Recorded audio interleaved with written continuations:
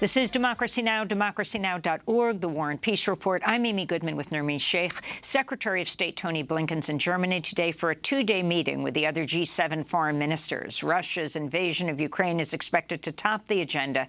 The meeting begins a day after Russia agreed to rejoin a deal allowing for grain shipments from Ukraine's ports. The Ukrainian government said 7 ships carrying agricultural products were able to leave Ukrainian Black Sea ports today. The original deal to reopen the ports was brokered by Turkey and the UN. When the grain deal was first reached in August, UN Secretary General Antonio Guterres called it, quote, a victory for diplomacy. Well, we turn now to look if other diplomatic steps could be taken to end the war. We're joined now by Richard Gowan here in New York. He is the UN Director for the International Crisis Group. With these latest developments and the G7 meeting, Russia rejoining this grain deal, what do you think is the possibility of Russia ending this war through negotiation with the world community and Ukraine? I fear that we are not much closer to a real end to this conflict. It is positive that Russia has rejoined the grain deal. I think that it only suspended its participation for tactical diplomatic reasons.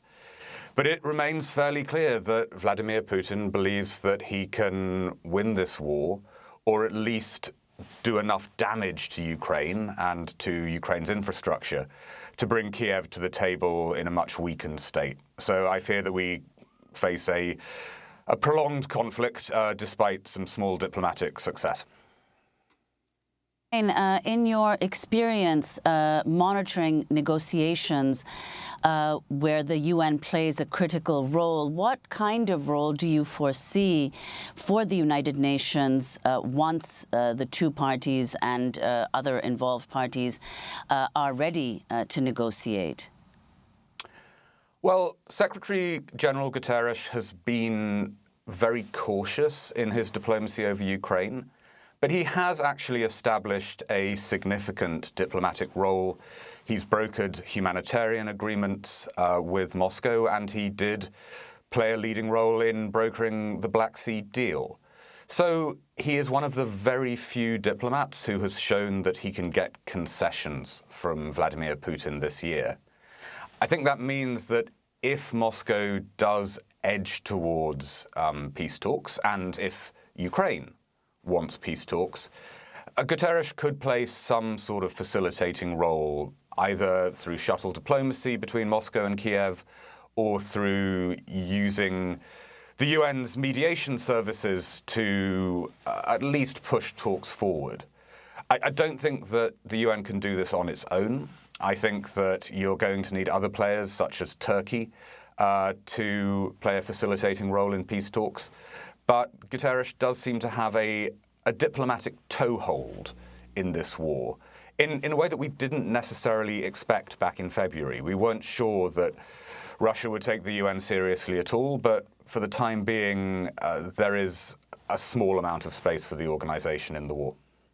One of the most contentious issues is, of course, the territorial one between Russia and Ukraine. Some say that Russia, in fact, has the greatest incentive to hold talks now towards a ceasefire in the hopes that it can retain the territory that it's taken since the invasion began on February 24th. Now, when such negotiations take place, it's often common to suspend territorial issues in the interest of obtaining a ceasefire. Do you see that happening in this case? Well, I think that the Ukrainians are very skeptical about accepting a ceasefire because they fear that Russia will pause hostilities, but it won't pull its troops back from the territory it has seized since February.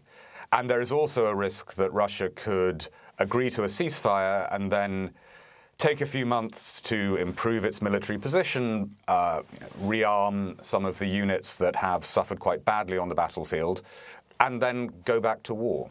So I think that Kiev will only accept a ceasefire if it sees that Russia is really willing to give up a lot of the territory that it's grabbed.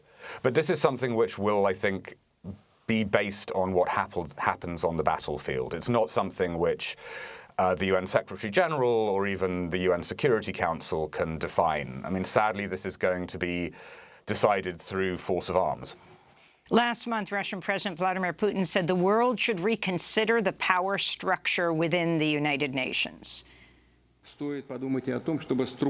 Perhaps it's worth thinking that the structure of the United Nations, including its Security Council, could, to a greater extent, reflect the variety of the world's regions. The state of things in the world soon will depend on Asia, Africa, and Latin America, much more than it is thought today. This growth of their influence is undoubtedly positive. Richard Gowan, you're the UN Director of the International Crisis Group. Your response to that, and also you must have been following this kerfuffle in the UN Congress where the Congressional Progressive Caucus, the largest caucus in Congress, wrote a letter to Biden saying you can continue the weapons sales but push for negotiation next to them.